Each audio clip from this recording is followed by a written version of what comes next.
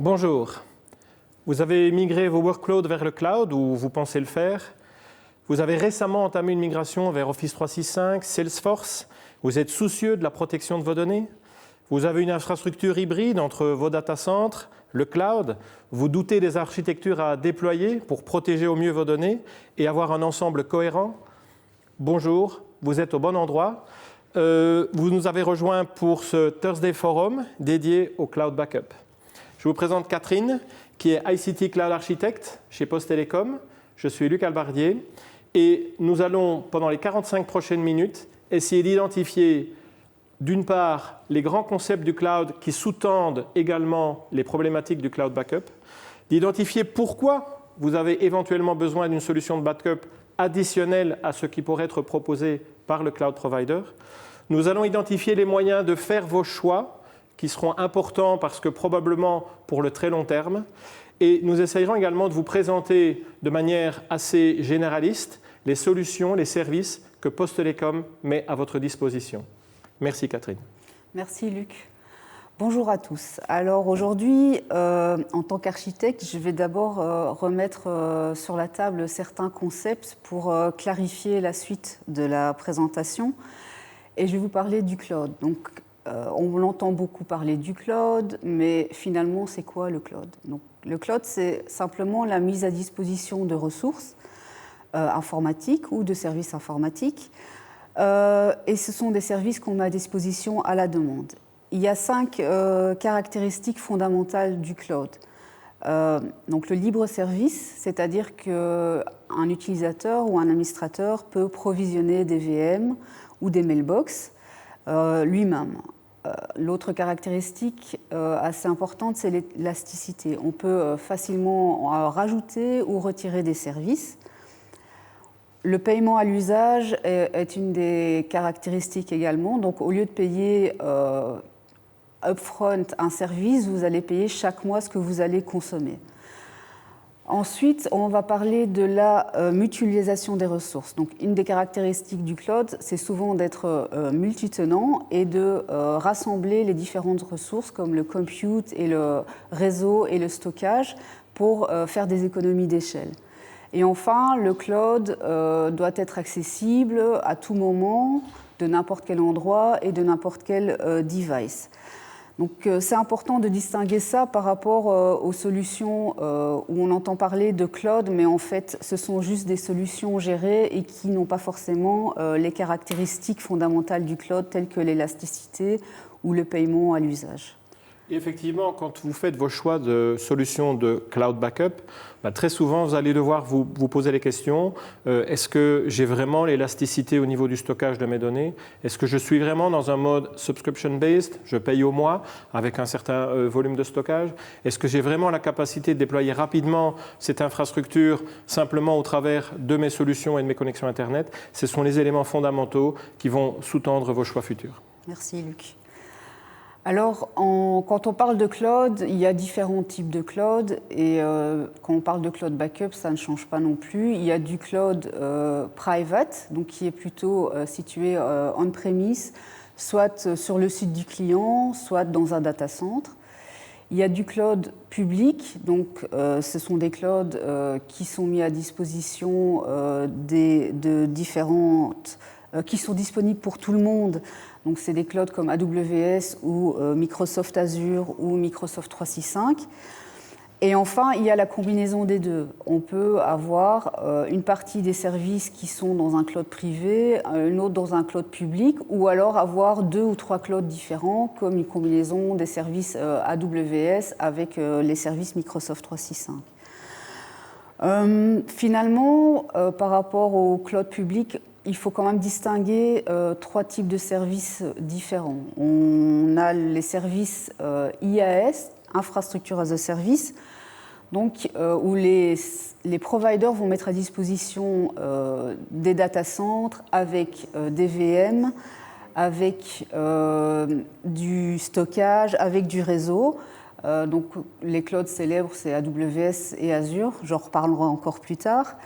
On a le deuxième type de service qui est la plateforme as a service où le fournisseur va mettre les systèmes d'exploitation sur les VM, où il va fournir des services de base de données.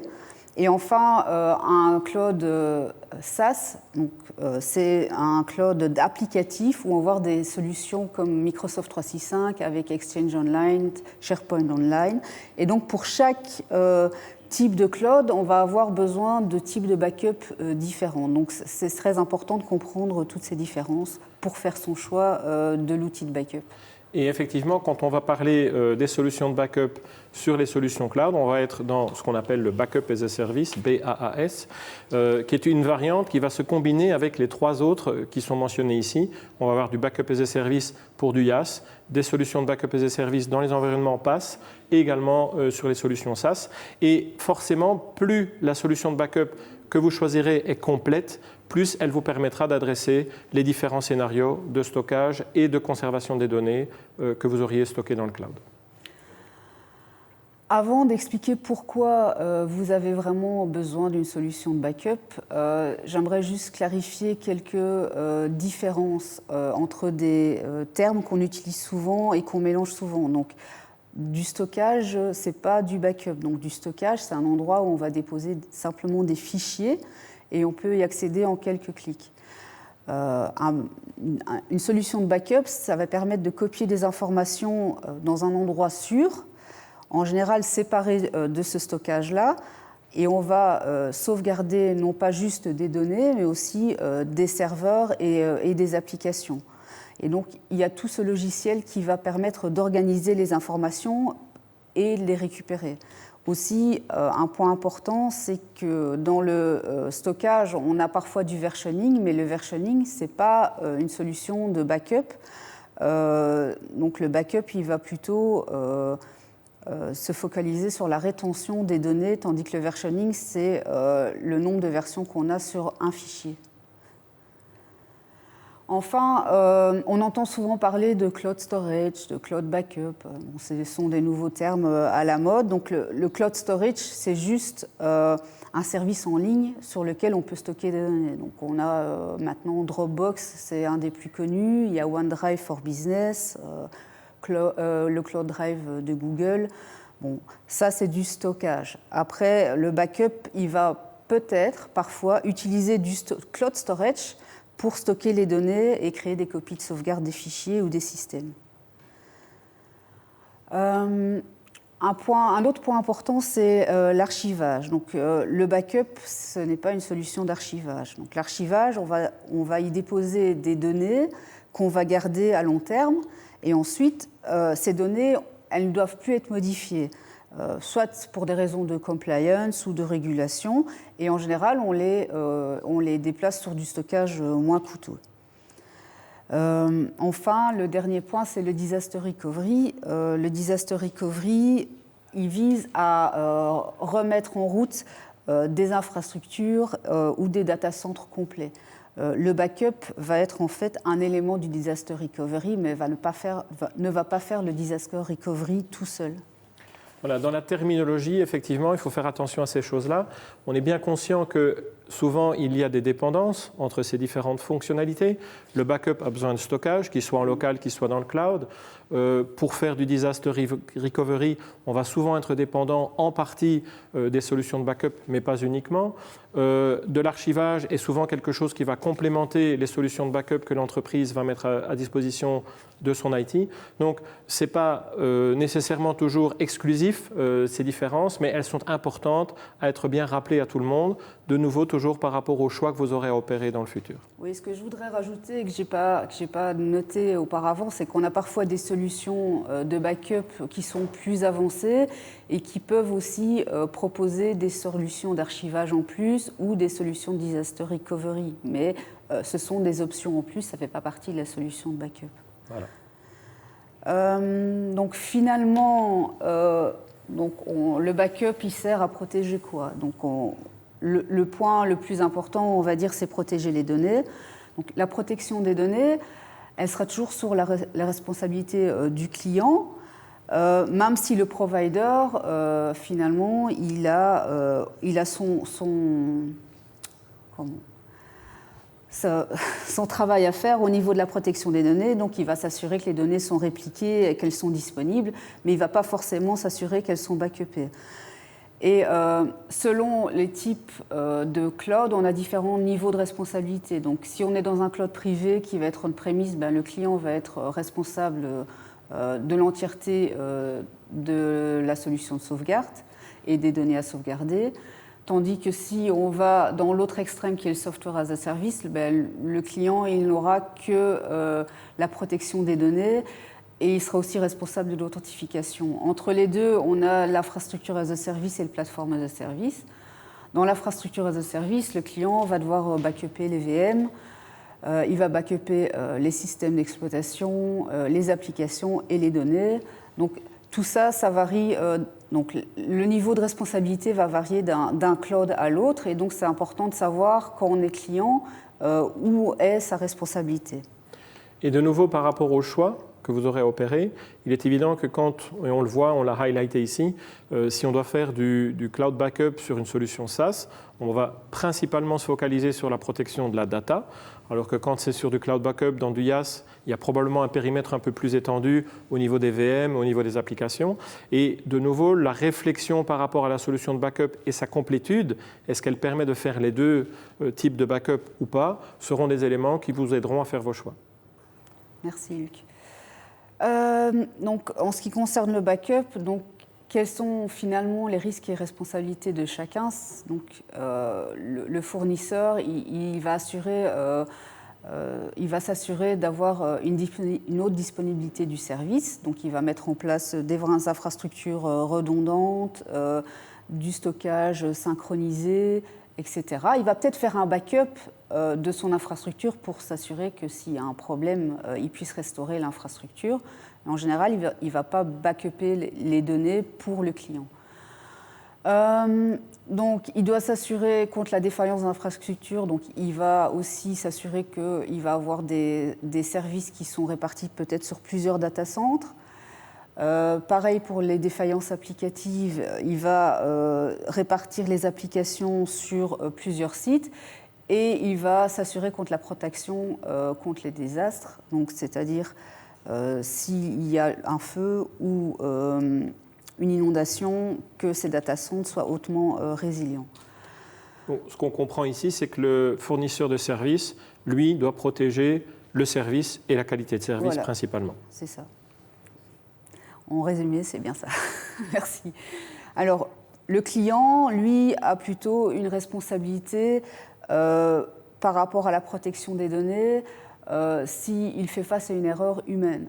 L'erreur humaine, c'est un utilisateur qui efface un email et puis qui se rend compte 6 mois plus tard que, en fait, cet email contenait des informations critiques et il n'a pas sauvegardé les documents sur un serveur de fichiers.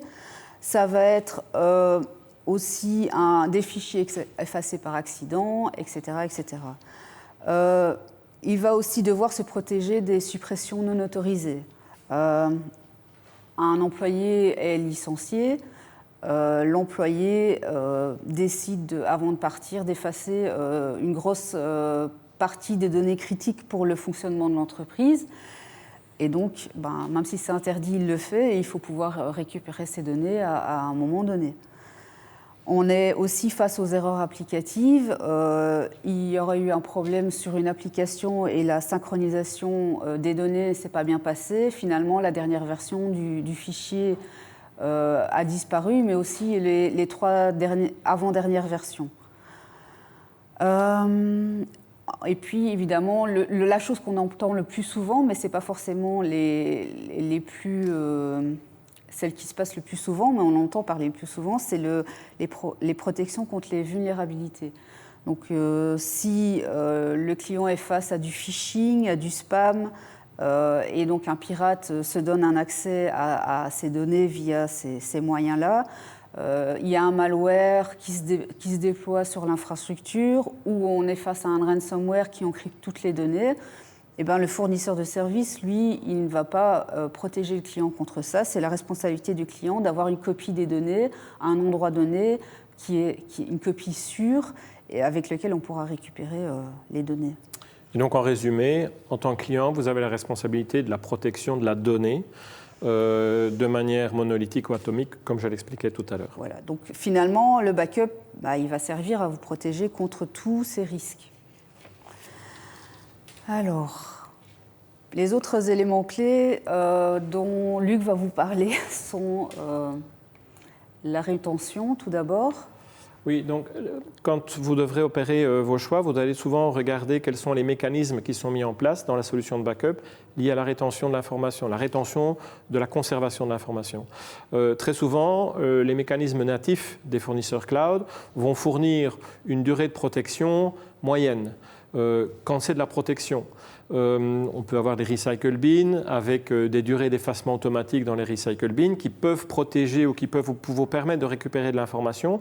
Ce ne sont pas de nouveau des solutions intrinsèquement liées au backup, mais elles peuvent être utilisées pour fournir une rétention, très souvent sur des rétentions relativement courtes, 30, 60, 90 jours maximum. Si on est sur des rétentions plus longues et très souvent liées à de la conformité, 5 ans, 10 ans, voire plus, là vous aurez probablement besoin de solutions additionnelles qui vont, elles, vous fournir d'une part cette capacité de rétention sur le long terme et d'autre part également cette capacité au travers de la métadonnée, de savoir, de se retrouver dans la ligne du temps et d'aller extraire la donnée à l'instant qui était requis par rapport au backup.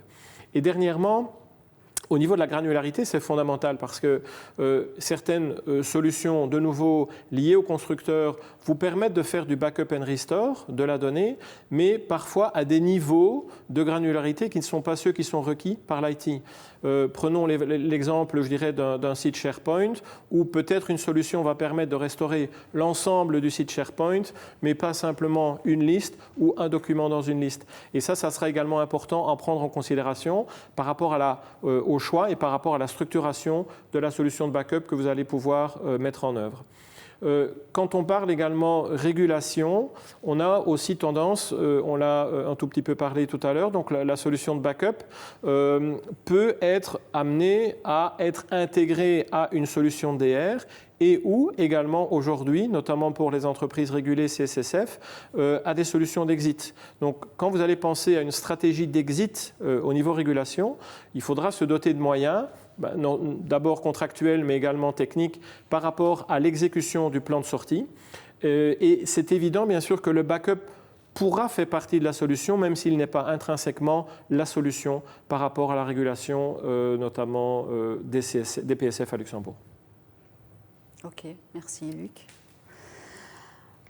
Alors, finalement, dans quel scénario on peut utiliser une solution de backup externe ? Alors, les différents scénarios, forcément, ils sont nombreux. On va les évaluer tout à l'heure, donc les différents scénarios cloud to cloud, cloud to local, etc. Ici, par rapport aux questions qu'on peut se poser, c'est également des questions additionnelles, principalement liées, est-ce que la solution de nouveau intrinsèque native du constructeur me suffit ou pas? Très souvent, l'élément fondamental, c'est la localisation de l'information. Quand on utilise les solutions du cloud provider, on se doute bien que la donnée originale et sa copie sont très souvent dans le même cloud, donc forcément, il n'y a pas nécessairement de séparation au niveau du stockage de l'information. Ça peut être un élément qui est souvent le plus important pour les clients à Luxembourg pour faire le choix d'une solution tierce et additionnelle qui éventuellement permettra de faire aussi du stockage en local. La rétention, j'en ai parlé, donc forcément, si j'ai besoin d'une rétention très long terme, je vais avoir besoin très souvent d'une solution tierce qui va me permettre d'avoir cette capacité de la timeline et me permettre de savoir à quel moment je vais aller rechercher une donnée dans mon backup. La capacité RTO-RPO et donc le SLA du prestataire est également fondamentale. Si j'ai besoin d'un SLA à quelques secondes et que le prestataire me donne, lui, sur le service cloud ou le service backup, un SLA de 24 heures, ça ne va pas matcher par rapport à mon besoin. Et donc, le besoin d'avoir une solution additionnelle et tierce sera nécessaire. Et la complétude de la solution, je l'ai déjà mentionné plusieurs fois, forcément, est-ce que je cherche une solution très puissante, très performante dans un domaine, ou est-ce que je suis à la recherche d'une solution complète qui me permet de sauvegarder mon infrastructure on-prem, mes serveurs in the cloud et mes solutions SaaS.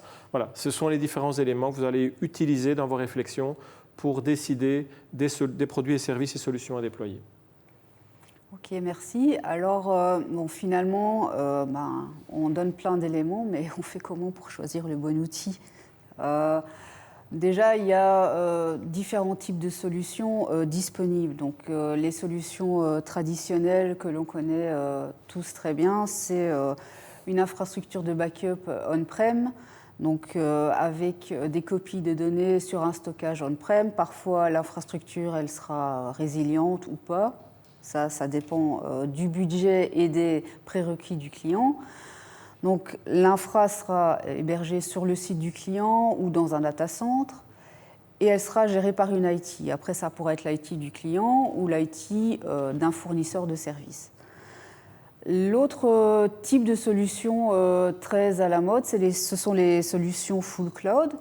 Donc, les solutions full cloud, elles seront plutôt monocloud. Donc, si vous avez des VM dans AWS et vous utilisez le backup AWS, vous allez backuper, comme Luc l'a dit, les données au sein d'un même cloud. Et ça, c'est peut-être pas quelque chose que vous voudriez. Vous pourrez peut-être choisir un autre data center, mais ça va pas forcément être OK pour le client. Ensuite, un des autres problèmes de ce type de solution, c'est que l'infra est complètement gérée par le fournisseur, donc vous êtes complètement dépendant du fournisseur et de ses décisions.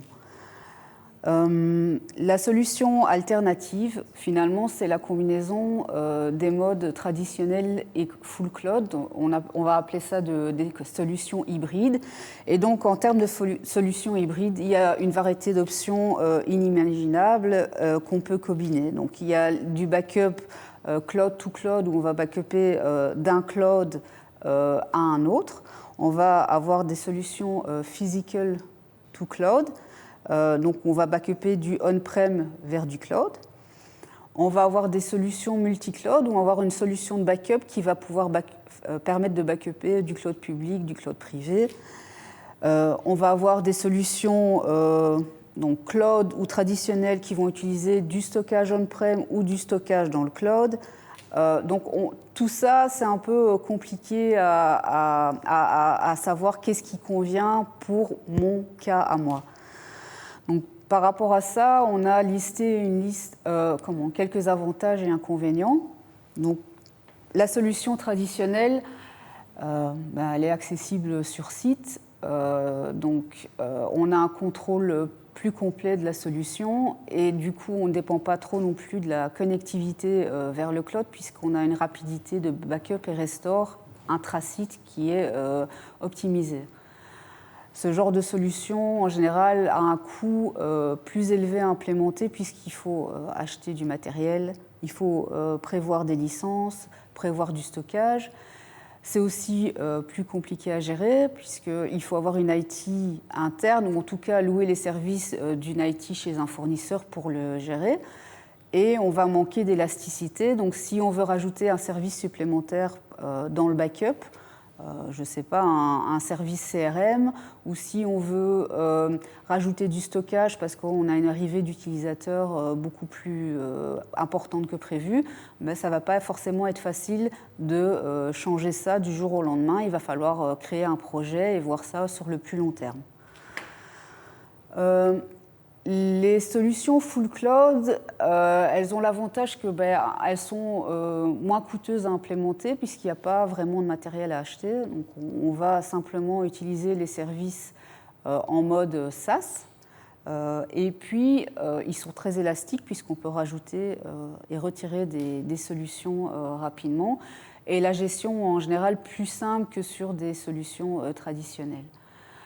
Donc c'est finalement l'inverse de la solution traditionnelle. Donc on n'a pas de contrôle sur la solution et on est soumis au SLA du fournisseur. Donc si le fournisseur ne fournit pas un SLA 24/7, il n'y aura pas de SLA 24/7. Enfin, la solution hybride, elle combine un peu le meilleur des deux mondes. On peut couvrir plus de use cases Et on a quand même un peu plus de contrôle que quand on est dans un full cloud. Alors forcément, les coûts sont potentiellement plus élevés, mais bon, là c'est plutôt au niveau architecture où il faut déterminer le break-even du type de solution, et on va plutôt se baser sur les prérequis du client et ce qu'il a d'existant pour définir la solution hybride. Le point négatif, c'est la lenteur. Donc si on fait du backup du on-prem vers du cloud, on risque d'avoir des problèmes de lenteur de backup et de restore. Donc il faut bien s'assurer que la connectivité mise en place corresponde aux besoins. Et il faut faire un peu attention au coût des restores parce que la donnée, les bits qui sortent des clouds publics, en général, ils sont payants. Après, Luc, je ne sais pas si tu veux rajouter quelque chose. Je voudrais juste rajouter qu'en travaillant avec Poste Télécom, bien sûr, au niveau lenteur sur la connectivité, on vous aidera à adresser ces soucis-là, très certainement. Par rapport au coût des bytes out au niveau des prestataires cloud, c'est forcément plus compliqué parce que ça fait partie des contrats cloud. Ce que je voulais juste dire, c'est que très souvent, l'hybride peut sembler comme étant une solution, en tout cas alternative, intermédiaire, intéressante. Elle doit souvent être intermédiaire parce qu'elle va avoir le désavantage du coût. Ce qui dit hybride dit probablement plus complexe à mettre en place, à gérer, comme on l'a dit, même si on peut couvrir plus de use case. Est-ce que sur le long terme, c'est effectivement ce qui est voulu? On est aussi sur un monde qui est assez mouvant, donc les solutions full cloud vont probablement aussi évoluer en maturité, en fonctionnalité. Donc ici aujourd'hui, on va dans les slides suivants vous montrer également ce qu'on est capable de faire aujourd'hui, en sachant que ça évolue relativement vite. Oui, c'est tout à fait ça. Et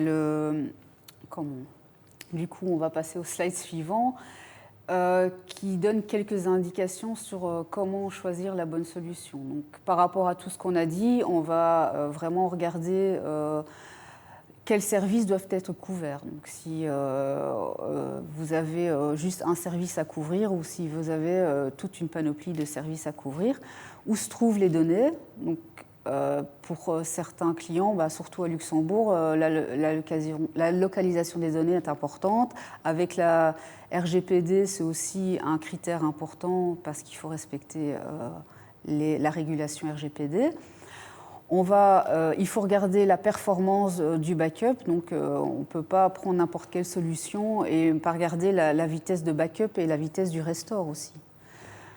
Enfin, les coûts, est-ce que vous voulez plus travailler en CAPEX ou en OPEX? Est-ce que dans votre modèle économique, vous ne pouvez pas faire de l'OPEX ou est-ce que pour vous, l'OPEX est une solution qui peut être envisagée?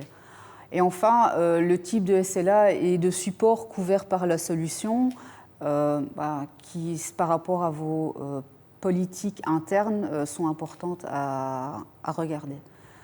Après, il y a quelques critères optionnels. Bon, est-ce que la sécurité, c'est optionnel? Peut-être que ça devient maintenant mandatory d'avoir de l'anti-malware intégré, de la détection de ransomware et de choses comme ça.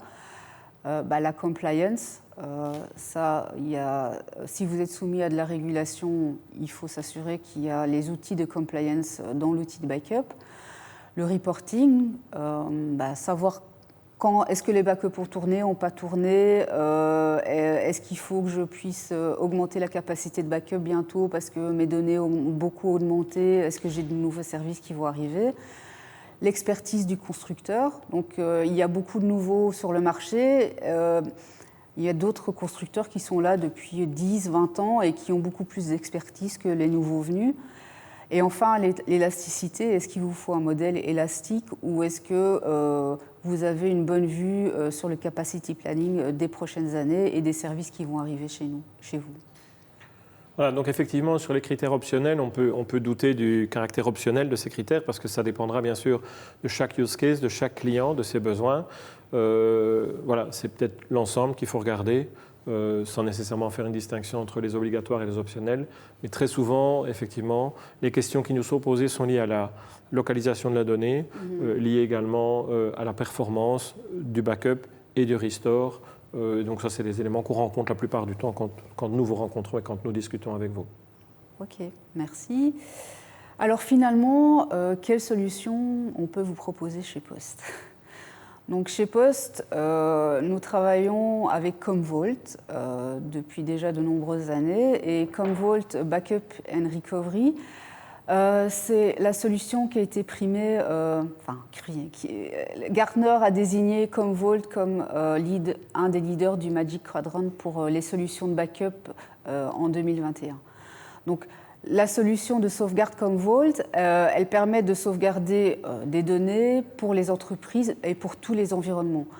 Après, elle ne va pas backuper que les données, elle va backuper des VM, elle va backuper du stockage, elle va backuper des services, donc différents services. Et moi, je pense que c'est une des solutions qui est la plus complète sur le marché pour les entreprises. L'avantage de Commvault, c'est qu'on va vraiment pouvoir gérer de manière uniforme tous les workloads et on va combiner du backup traditionnel. Donc on va pouvoir rester dans du backup traditionnel, mais Commvault a bien compris les besoins hybrides et propose maintenant du backup Microsoft 365 et du backup Azure dans sa solution de backup on-prem. Oui, et également, bien sûr, les solutions full cloud qui sont aussi disponibles. Voilà, donc Commvault, maintenant, s'est associé avec Microsoft Azure et a construit la solution Metallic Backup as a Service. Donc, en fait, dans cette solution Backup as a Service, on combine le meilleur des deux technologies, les technologies de backup avec la force du cloud Azure. Donc, les technologies de backup, ça veut dire que Commvault a utilisé toute sa connaissance pour créer ce service et avoir une interface plus simple que dans sa solution Commvault Backup and Recovery. Et donc, cette solution est donc plus accessible à des sociétés de moins grande taille. Donc, la solution, elle couvre différents types de cloud, de l'on-premise. Et finalement, avec le backup de Metallic, c'est probablement l'offre Backup as a Service qui couvre le plus grand nombre de services. On peut backuper des VM dans Azure, des VM dans Amazon, du Kubernetes, on peut backuper différents types de bases de données, on peut backuper du cloud storage. Donc on peut utiliser du cloud storage différent de celui inclus dans Metallic, pour faire son backup. Donc Metallic fournit son propre storage, mais si on veut utiliser d'autres types de storage comme du S3 d'Amazon, on peut le configurer. On a bien sûr le backup des services Office 365. Je pense que c'est un thème très à la mode en ce moment. Et puis, on va backuper du endpoint. On va backuper des services de partage de fichiers. Donc, c'est votre file server qui est sur site, mais c'est aussi les Azure Files maintenant. Vous allez backuper Salesforce, CRM Dynamics. Donc, CRM Dynamics, je ne pense pas qu'il existe à l'heure actuelle un autre outil qui permette de faire tout ce type de backup et du CRM Dynamics.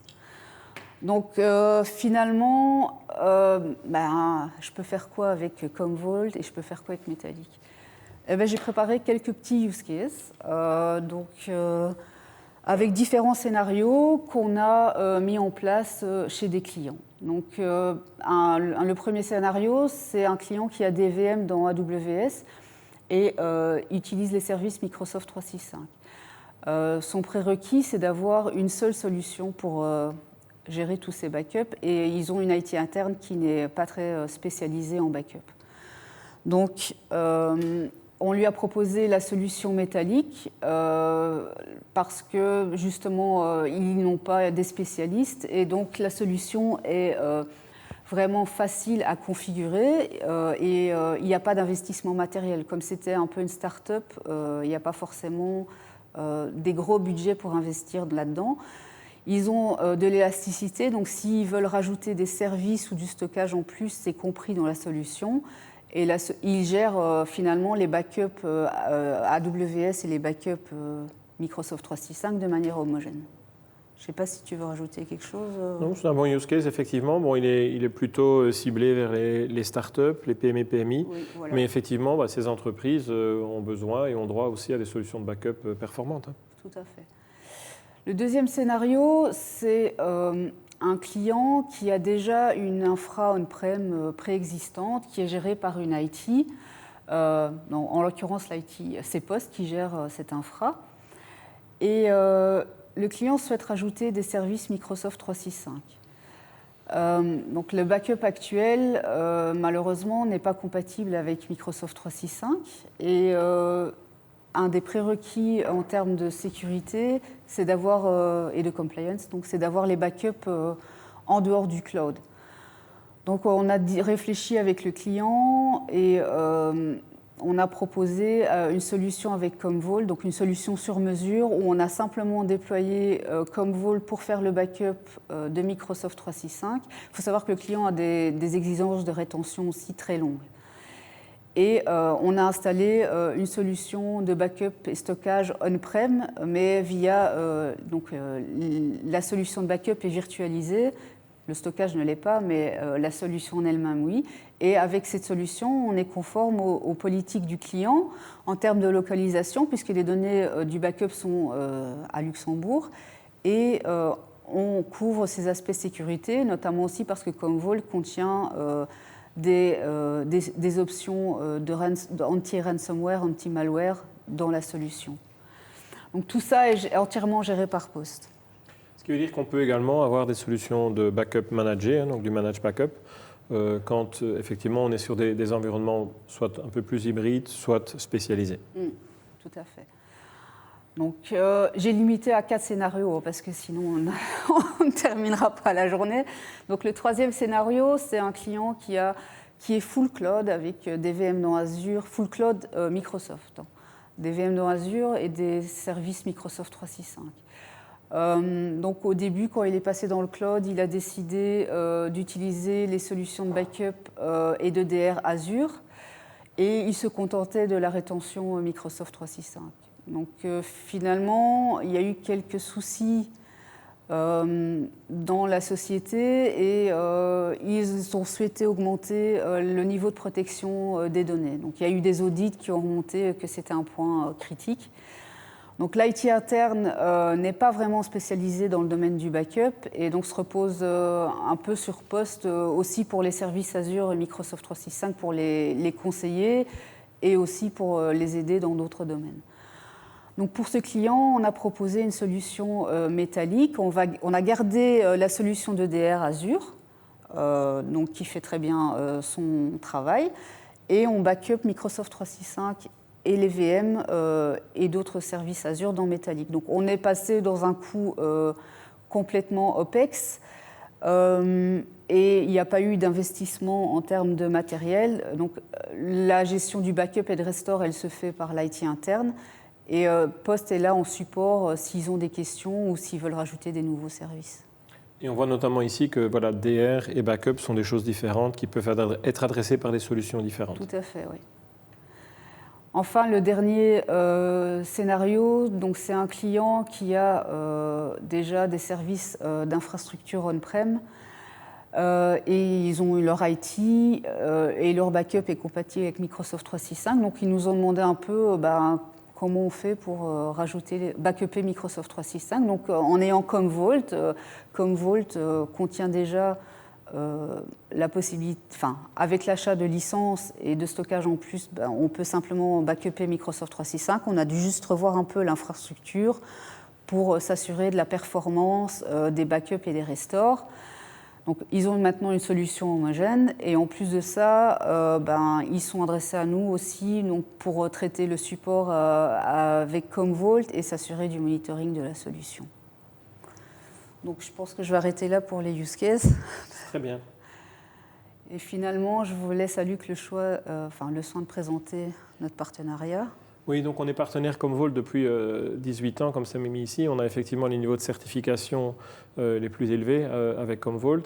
Et pourquoi on a fait ce choix? C'est parce qu'effectivement, par rapport à tout ce qu'on vous a expliqué précédemment, pour nous, en tout cas, au travers de nos expériences, la solution qui est la plus complète, c'est la solution qui est la plus riche en termes de services couverts au niveau des backups et qui est également la plus riche au niveau des fonctionnalités qu'on peut mettre à disposition et des architectures qu'on peut construire par rapport à nos clients. C'est également bien sûr celle sur laquelle on a une expertise avec nos équipes internes relativement élevée. Et on va d'ailleurs le voir, les quelques différents services qu'on peut proposer à nos clients à Luxembourg, notamment bien sûr les services de conseil.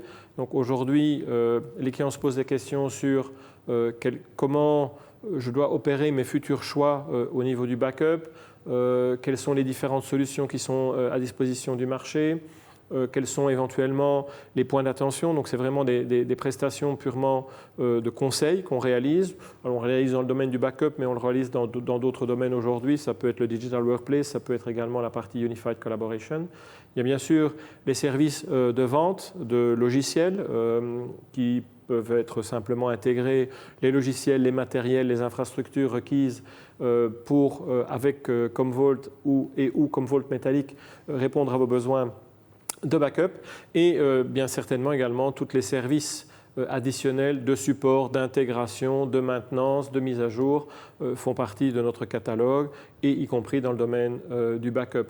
Plus récent, bien sûr, aujourd'hui, comme on l'a mentionné, les notions de backup as a service, donc vraiment de rentrer dans l'IT du client pour fournir de manière spécialisée des solutions justes sur le backup, en réintégrant, bien sûr, d'une part, l'infrastructure du client et les compétences et les moyens qui sont déjà mis à disposition en termes de ressources, de VM, de stockage, mais également le cloud chaque fois que ça fait du sens. Ben voilà, nous avons déjà terminé la présentation. Merci Catherine. Merci J'espère que c'était intéressant pour tout le monde. Comme prévu, on a aujourd'hui on a quelques questions qui ont déjà été remontées dans le chat. Donc je propose peut-être de les reprendre et que tu tentes de nous donner une solution à ces questions si on y arrive. Alors, nous avons David qui nous dit combien de temps faut-il pour implémenter un service de backup métallique pour 365 ? Le backup métallique, ça va un peu dépendre des services 365 que vous avez en place. Donc si vous avez juste de l'Exchange, Exchange, SharePoint, SharePoint Teams, OneDrive, mais en général, on compte 1 à 2 jours pour pouvoir tout implémenter. Après, si on veut vraiment aller dans le détail de toutes les policies et tout ça, on peut prendre un peu plus de temps, mais je dirais grand maximum 3 jours. Oui, donc contrairement à une infra traditionnelle, on a vraiment hyper comprimé l'effort et le temps requis pour déployer. Tout à fait. Merci Catherine. Autre question de François qui nous dit combien coûte le backup métallique pour Microsoft 365 ? Alors, vous pouvez aller sur le site de Metallic, il y a tous les prix, mais donc le prix officiel, c'est 3,60 € par utilisateur.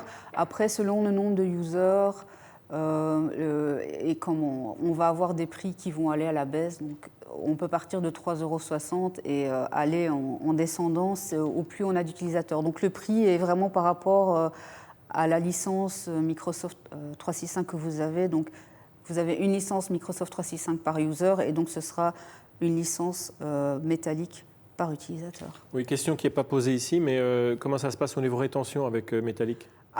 Metallic, l'avantage de la solution de backup métallique sur Office 365, c'est que la rétention elle est illimitée.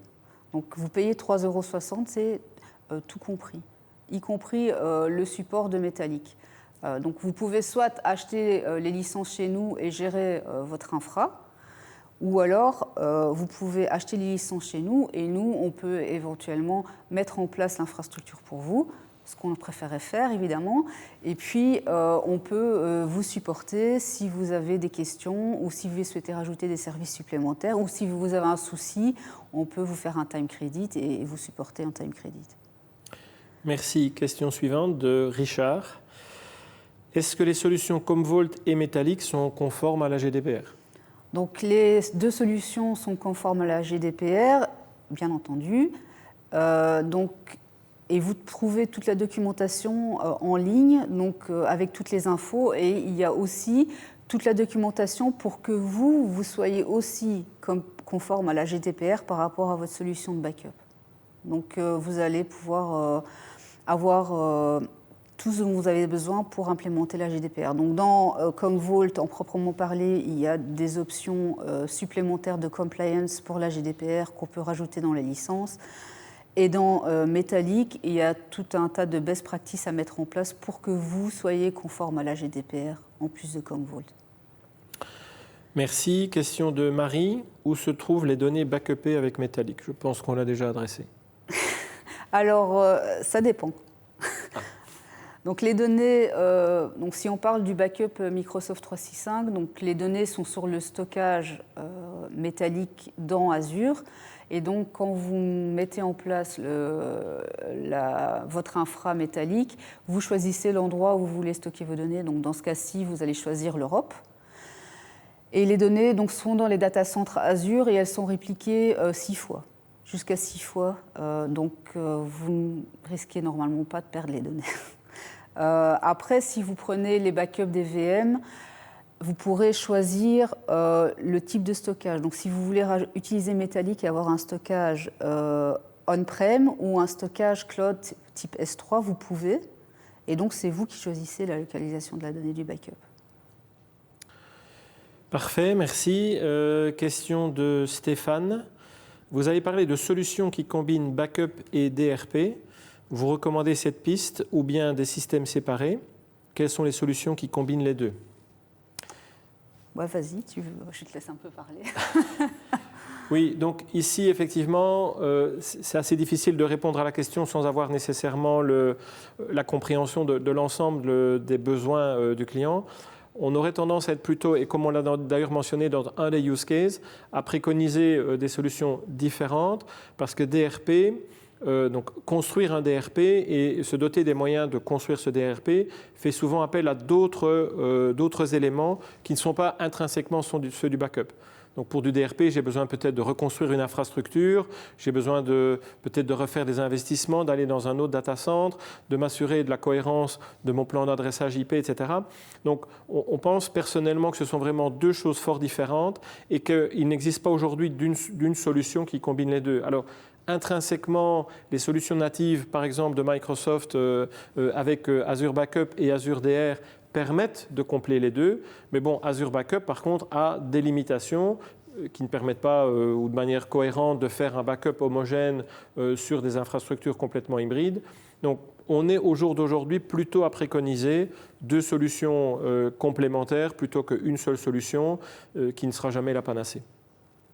Je vais juste ajouter que donc, ça va aussi dépendre de la taille de la société, parce que forcément, une SMB n'a pas forcément les mêmes budgets qu'une société qui compte 3000 utilisateurs, et donc on va vraiment plutôt s'adapter aussi au budget du client.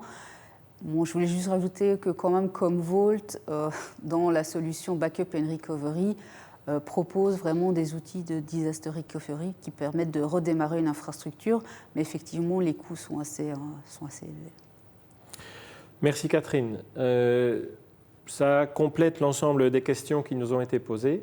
J'espère que ce webinaire était intéressant pour vous, qu'il vous a permis de mieux comprendre les problématiques que vous auriez adressées en faisant du cloud backup, de mieux comprendre également les solutions que Post et Commvault peuvent mettre à votre disposition pour adresser ces soucis actuels ou futurs. Et si vous avez des questions additionnelles, n'hésitez pas à contacter vos account managers. Ils se feront un plaisir, avec Catherine, moi et nos collègues, de répondre à vos questions. Un grand merci. Merci, au revoir.